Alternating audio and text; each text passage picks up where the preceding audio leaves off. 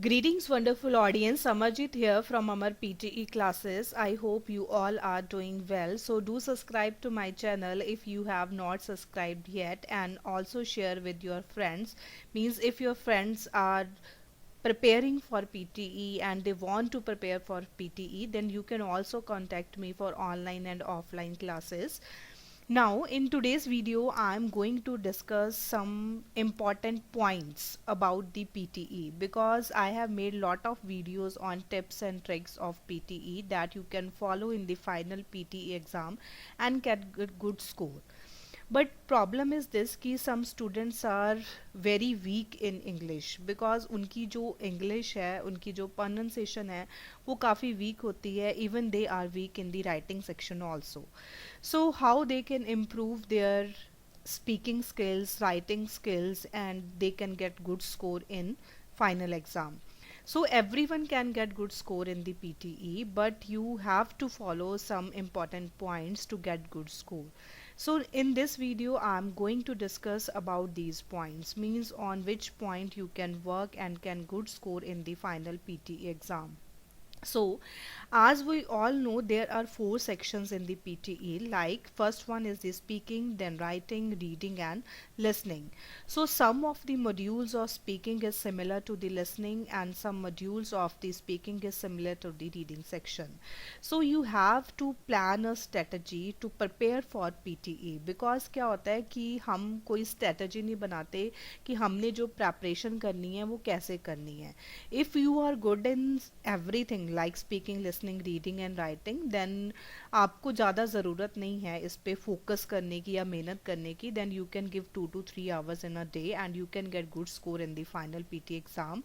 But if you are weak in English, then you have to do lot of things in PTE because it's not a easy task, because as we all know कि AI is going to check your exam, so you have to speak properly and you have to follow the conditions to speak. So let's talk about the speaking section. So first module of the speaking is the read aloud. As in the read aloud क्या होता है कि हमारे पास screen पे एक paragraph given होता है, like this paragraph. For example, this is the paragraph and you will get 35 seconds to prepare this paragraph, and during the preparation time आपको जो बोलना होता है वो aloud बोलना होता है. You have to read aloud during the preparation time, and after that you will hear a beep sound and you have to repeat and you have to read that paragraph again. So 40 seconds का time होता है कि आपने अपना answer record करना है और 35 seconds होते हैं कि आपने आंसर्स को प्रिपेयर करना है. सो रीड अलाउड में क्या होता है कि फॉर एग्जांपल रीड अलाउड में पैराग्राफ गिवन है. सो जो पैराग्राफ्स आपको रीड अलाउड में आते हैं सेम वही पैराग्राफ्स आपको रीडिंग में रिपीट होते हैं. मीन्स आपको जो प्रिपेयर करना है, you have to prepare the read aloud and reading and writing filling the blanks and reading filling the blanks on the same time, because these three tasks are most important task in speaking and in the reading section. सो जब आप read aloud को prepare करते हो तो आपने read ऊंची ऊंची करना है और उसको रीड ऐसे करना है कि you have to clear the meanings of the sentences. So जब आपको इन केस जो रीड अलाउड में पैराग्राफ आ रहा है, आपको रीडिंग एंड राइटिंग में अगर पैराग्राफ आ रहा है, then you can find out the correct answers. So same क्या होता है कि अगर आप रीडिंग एंड राइटिंग में जब आप पैराग्राफ्स को रीड करते हो, because some students do memorising it, they cram करते हैं कि हमारे पास ये ऑप्शंस हैं, सो इन्हीं ऑप्शंस के अकॉर्डिंग अगर फाइनल में आ गया then we will fill it. But ऐसा नहीं होता, ज़रूरी नहीं है कि जो प्रेडिक्शंस हैं सेम सारी वही आएंगी. You will get 2 to 3 paragraphs but not 5. So reading and writing में आपने क्या करना है कि जब भी आप रीडिंग एंड राइटिंग के पैराग्राफ्स को फिल करते हो, ब्लैंक्स करते हो, then read that paragraphs aloud. So is in this way you can also improve your read aloud. So read aloud में भी आपने read करना है so that you can find out the answers of the blanks, and in reading and writing में भी आपने read ही करना है, but you can read good and you can get good score in the read aloud. So these tasks are similar. Means read aloud अगर आपका अच्छी तरह prepare है तो रीडिंग एंड राइटिंग भी अच्छी तरह होना चाहिए. So reading filling the blanks भी सेम चीज़ें हैं. सो ये तीन चीज़ें आपकी मोस्टली कंट्रीब्यूट कर रही हैं पीटीई में. अगर आपने 60 लेना है प्लस 70 80 जितना भी लेना है, so you have to prepare these 3 task. So next, I think this is clear to all of you. Next is the repeat sentence. So repeat sentence is similar to write from dictation. So this is the repeat sentence. For example, we are taking July predictions and you will hear a sentence on your screen. So this is the sentence. Students are allowed to bring dictionaries to the exam. So उसके बाद आपने same sentence को बोलना है. Means you will hear the sentence and you have to repeat the sentence.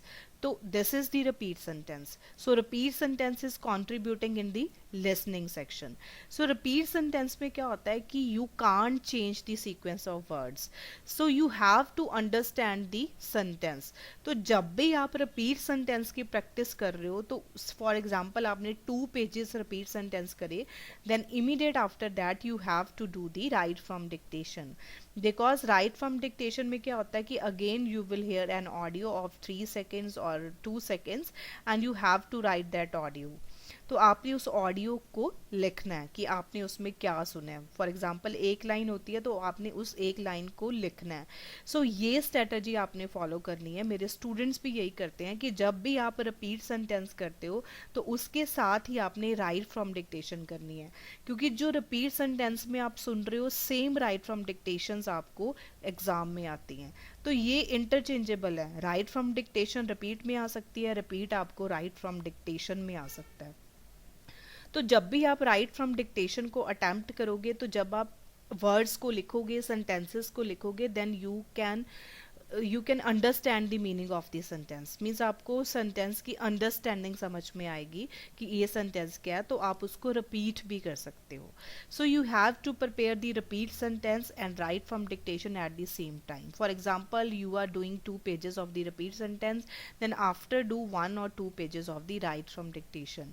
So you will clear your repeat sentence as well as write from dictation, because in write from dictation you can understand the sentence, and in repeat sentence, if you are understanding the sentence, then you can repeat the content. So remember these things. Now next is the retell lecture. So retell lecture is similar to the summarized spoken text of the listening section. Summarized spoken text is contributing in listening and writing, but retell lecture is contributing in listening section and the speaking section. So in retell lecture you will hear an audio of 30 seconds to 1 minute or 1.5 minute, and you have to answer that audio in your own words. I mean, you can follow the template in the retell lecture and you can also follow the template in the summarized spoken text. But in summarized spoken text आपको क्या होता है कि आपने जो सुना वो आपको लिखना है, but in retell lecture आपने जो सुना वो आपको बोलना है. So ये जो दोनों टास्क हैं, they are also similar. So retail lecture में क्या करना है आपने कि पहले आप फॉर एग्जांपल रीटेल लेक्चर को प्रिपेयर कर रहे हो, तो रीटेल लेक्चर की प्रेपरेशन के साथ इमीडिएट आपको समराइज स्पोकन टेक्स्ट की प्रैक्टिस करनी चाहिए, क्योंकि रीटेल लेक्चर के जो लेक्चर्स हैं they can come into the summarise spoken text, and if the audio of the summarise spoken text can also come in the retell lecture. Means these two task are also something similar to each other. So if you are preparing for retell lecture, then you have to repeat the content, means you have to repeat the content, then in your own you can follow the template in the retell lecture. तो तब आपको जब आप summarise spoken text करोगे तो आपको phrases समझ आएंगे कि इस तरह के फ्रेजेस हमें उठाने हैं. जब आपको फ्रेजेस समझ आएंगे तब आप उनको ईजिली उठा भी सकते हो. सो आपने इन दोनों चीज़ों का ध्यान रखना है समराइज स्पोकन टेक्स्ट में और रीटेल लेक्चर में. आज की वीडियो के लिए मेन मोटिव यही था कि आपने अगर स्क्रैच से प्रेपरेशन करनी है, मगर अगर आपको बहुत ज़्यादा प्रॉब्लम आ रही है कि आपका पीटी क्लियर नहीं हो रहा या आपको अपने पॉइंट्स समझ नहीं आ रहे कि हमने प्रिपेयर किस तरह से करना है, if you are good in English then you can follow any strategy, you will get good score. But if you are weak in English then you have to prepare accordingly so that you can get good score. क्योंकि अगर आपको week हो तो आपको जो preparation है, जो आपकी स्ट्रेटजी है, वो डिफरेंट वे से होनी चाहिए. सो फॉर रीड अलाउड, जब भी आपने पैराग्राफ करना है उसको अलाउड रीड करना है, और रीडिंग एंड राइटिंग और रीडिंग फिलिंग द ब्लैंक्स पे भी ऐसे करना है. रिपीट सेंटेंस कर रहे हो तो उसके बाद राइट फ्रॉम डिक्टेशन करनी है. रीटेल लेक्चर कर रहे हो तो आपने समराइज स्पोकन टेक्स्ट करना है. सो ये टास्क हमारे समवट सिमिलर है टू each other. So इसके बाद अगर आपके कुछ doubts हैं, कुछ queries हैं, then you can write in the comment box. और अगर आप चाहते हो कि मैं किसी particular topic पे video बनाऊं, then you can also write in the comment box. And for online and offline classes, you can contact me and share these videos with your friends. Thank you so much for watching this video.